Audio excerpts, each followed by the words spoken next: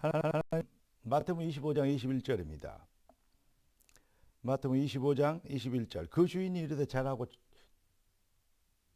잘하였도다 착하고 충성된 종아, 네가 작은 일에 충성하였음에 네가 많은 것을 내게 맡기리니 네 주인의 즐거움에 참여할지어다 하고, 하나님이 우리에게 주신 응답의 제목은 사명 감당과 축복입니다.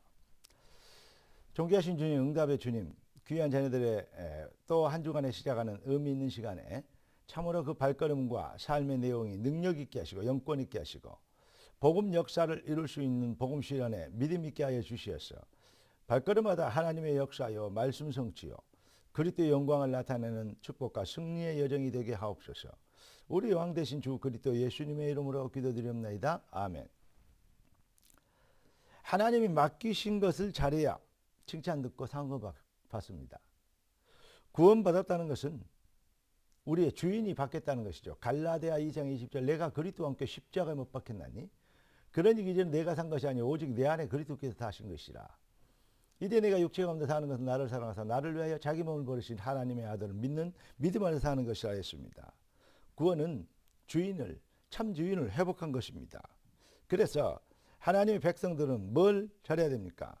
바로 하나님이 맡기신 것을, 주인이 맡기신 것을 잘하는 착하고 충성된 종이라고, 작은 일에 충성하였으면 많은 걸 맡긴다는, 그리고 주님의 그 주인의 즐거움에 참여할지어다, 이렇게 완벽한 축복을 누리게 되는 것입니다.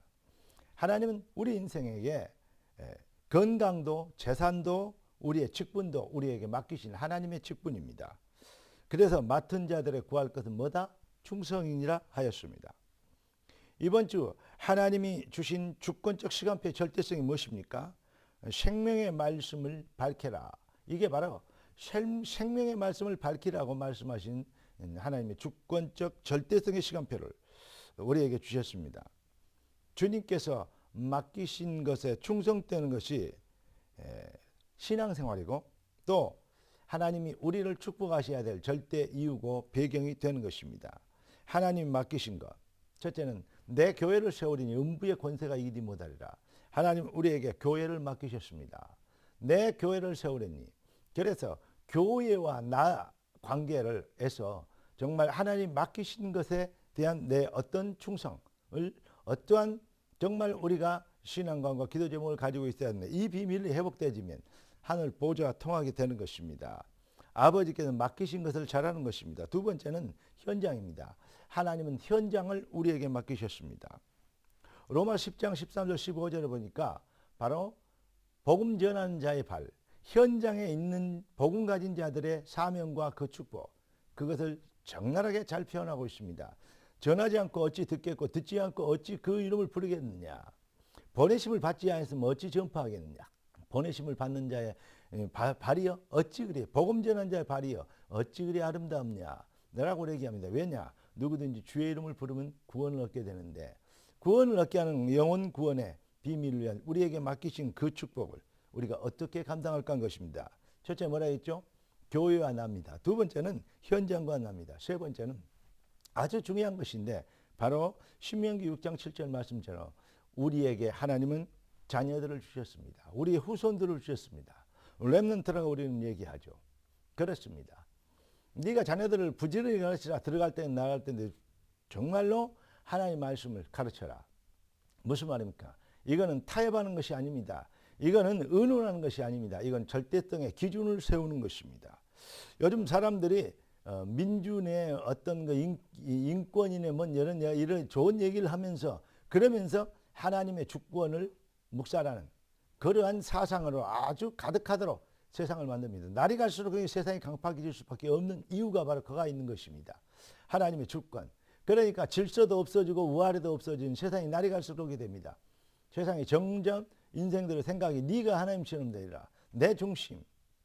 내가 왕이 되는, 내 중심이 되는, 내가 아니면 아무것도 아닌 것이 되는, 자꾸 이런 자기중심적인, 자기가 하나님이 되려 하는 그러한 사상으로 세상은 가득하고 있어. 그래서 세상이 점점 더 힘들어지고 어려워지는 것이죠. 배려심이 없고 무리하게 되는 것이죠. 여러분, 우리는 무엇을 누리고 무엇을 이루며 무엇을 남겨야 될 것입니까?